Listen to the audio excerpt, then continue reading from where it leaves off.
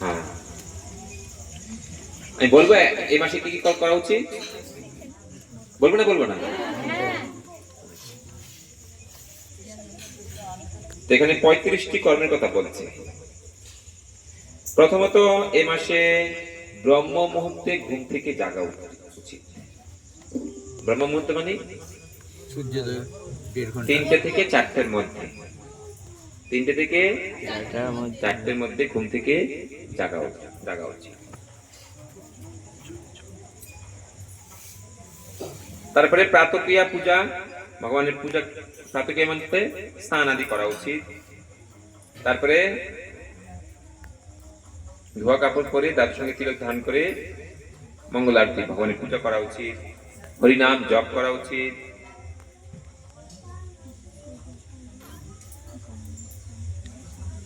যদি অন্য মাসে কেউ হরিনাম নাও করে, এই মাসে কমপক্ষে তার করা উচিত। এই মাসে করলে যে কত মহিমা শাস্ত্রে বর্ণনা করে শেষ করতে পারে না, এত মহিমা এই মাসে ভগবান দিব্য নাম জপ করা। তো আমি আপনাদেরকে বলবো, যারা এখনো জপ শুরু করেননি, আজকে সুবর্ণ সুযোগ, একটা জপমালা নিয়ে 1 মালা 2 মালা করে শুরু করুন। এই মাসে 1 মালা জপ করলে 1,00,000 মালার কি ফল আপনি পাবেন।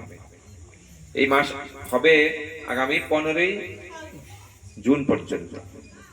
17ই মে থেকে শুরু হয়েছে, 15ই জুন পর্যন্ত পুরুষোত্তম মাস থাকবে। তো যারা এখনো জব শুরু করেন তাদেরকে বলছি, জপমালা নিয়ে 1-2 মালা করে শুরু করুন, পারলে বেশি করুন। আর যারা 16 মালা করছেন তারা কি একটু বেশি করার চেষ্টা করুন। এই মাসে যত বেশি ভগবান দিব্য নাম জপ করা যাবে, ভগবান তার প্রতি খুব সন্তুষ্ট হবে, খুশি হবে।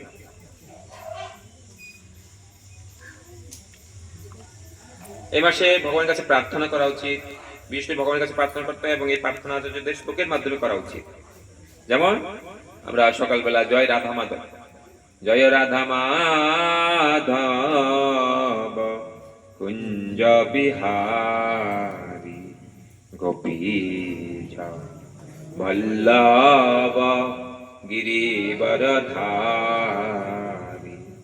যশোদানন্দন ব্রজ জনরঞ্জন যমুনা তীরা বনচারী জয় মাধব কুঞ্জ বিহারী। এভাবে রাধা কৃষ্ণের মহিমা, গুণমহিমা আমরা এই ভজনের মাধ্যমে করতে পারি। চৌরাগ্য অষ্টকম পাঠ করতে পারি। ব্রজে প্রসিদ্ধ নবনীত চৌরম, জগন্নাথ অষ্টকম, সচি সুত অষ্টকম পাঠ করতে পারি। রোটেশনে এক দিন আমরা পাঠ করে কীর্তন করতে পারি। বিশেষ মন্ত্র 3বার জপ করলে ভালো। মন্ত্রটা আমার পিছনে সবাই বলুন, আমরা 3বার জপ করি। সবাই আমার পিছনে পিছনে, আমি বলবো আগে, আমার পিছনে পিছনে আপনারা বলবেন। গোবর্ধন ধরং বন্দে গোপালং গোপরূপিণং গোকুল উৎসবমীশানং গোবিন্দং গোপিকা প্রিয়ং গোবর্ধন ধরং বন্দে গোপালং গোপারূপিণং গোকুল উৎসবমীশানং গোবিন্দং গোপিকা প্রিয়ং গোবর্ধন ধরং বন্দে গোপালং গোপরূপিণং গোকুল উৎসবমীশানং গোবিন্দং গোপিকা প্রিয়ং। এই মন্ত্রটা 3বার কমপক্ষে পাঠ করা যেতে পারে, এবং গীতা পাঠ প্রতিদিন 15 অধ্যায়ে পুরুষোত্তম যোগ পাঠ করা যেতে পারে। ব্রহ্মস্তুতি, আমরা ব্রহ্ম সংহিতা আদি পাঠ করতে পারি। আর এই মাসে বলতে সরল জীবন, উচ্চ চিন্তা করতে। সরল জীবন মানে কি, বেশি ঘোরাঘুরি না করা, বেশি সাজুগুজু না করা, সরল ভাবে থাকা, আর উচ্চ চিন্তা মানে কৃষ্ণ চিন্তা করা, কৃষ্ণ চিন্তায় মগ্ন থাকা।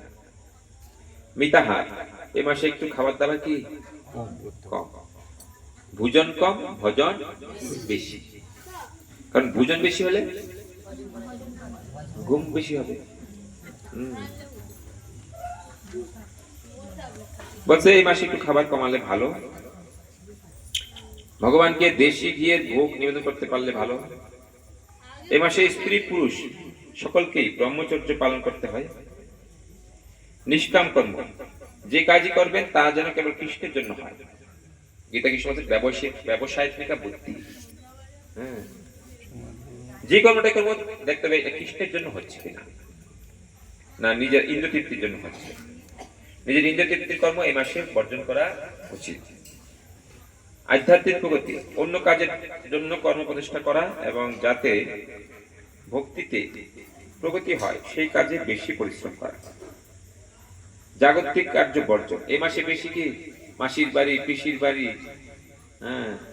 ব্যয়ের বাড়ি, শ্বশুর বাড়ি, এগুলো না গেলেই ভালো। এবার যদি যেতে চান তাহলে কি ধামে, ভগবান ধাম, মায়াপুর, বৃন্দাবন, মানে কি বলে পুরী আমরা যেতে পারি। শারীরিক প্রয়োজন সীমিত করে আধ্যাত্মিক প্রয়োজনকে অগ্রাধিকার দেওয়া। সংকল্প করে কারো কাছে না বলা, গুরু কৃষ্ণের কাছে শুধু বলতে হবে যে আমি এটা করতে চাই, সংকল্প নিয়েছি, আমাকে আশীর্বাদ করুন। প্রিয় বস্তু ত্যাগ, এই মাসে আপনার খাওয়ার জিনিস যদি কোনো প্রিয় হয়, সবাই কিছু না কিছু প্রিয় থাকে না, এইটা আমার খুব প্রিয়, এই মাসে ওই প্রিয় জিনিসটা না খাওয়া উচিত, 1 মাস বর্জন করা উচিত। কৃষ্ণ খুশি হবে, ও বাবা দেখো আমার জন্য কি প্রিয় জিনিসটা 1 মাস খেলো না, শ্রীতম 1 মাসের জন্য প্রিয় বস্তুটা খেলো না, ভগবান এটা বলে কি খুব খুশি হবে। ধাম বাস করা, আর ধামে যেতে না পারলে ইস্কনের মন্দিরে গিয়ে ভক্তদের সঙ্গ করা, ভগবানকে নিত্য ফুল তুলসী অর্পণ করা, পদ্ম ফুল দেওয়া। যেমন সীতামা আমাকে একটা পদ্ম ফুল দিয়েছে ভগবানের জন্য দেওয়ার জন্য, ধন্যবাদ সীতামা। না পেলে, না পায়, স্মরণ করে দিতে পারি আমরা, মানে পেলাম না, তাহলে মনে মনে কি যে একটা আমি পদ্ম ফুল ভগবানের চরণে অর্পণ করলাম, আমি 2 তুলসী চন্দন মেখে ভগবানের চরণে অর্পণ করলাম। যদি না থাকে ব্যবস্থা, মনে মনেও আমরা দিতে পারি। ভগবান মনে মনে দিল, সেটা কি কত দয়া, কত কি। এই সংসারে মনে মনে কিছু দিলে কেউ আপনাকে গ্রহণ করবে? মনে মনে মন কলা খাস না বলে দেবে, মনে মনে মন কলা খাচ্ছিস নাকি বলে দেবে। কিন্তু ভগবান মনে মনে দিল, কত দয়া। কারণ যদি কিছু নাও থাকে, মনে মনেও যদি তার কিচ্ছু নেই, সে মনে মনে যদি ভাবে না আমি একটা সোনার সিংহাসন বানালাম, আর সেই সিংহাসনে আমি আমার প্রভুকে কি বসালাম, বসিয়ে 56 ভোগ আমি রান্না করে তাকে খাওয়ালাম, মনে মনেই করুন না, সেটাও আপনি কি পান? ভগবান সেটা গ্রহণ করেন। মানুষ পূজা, মানুষ সেবা। ভগবান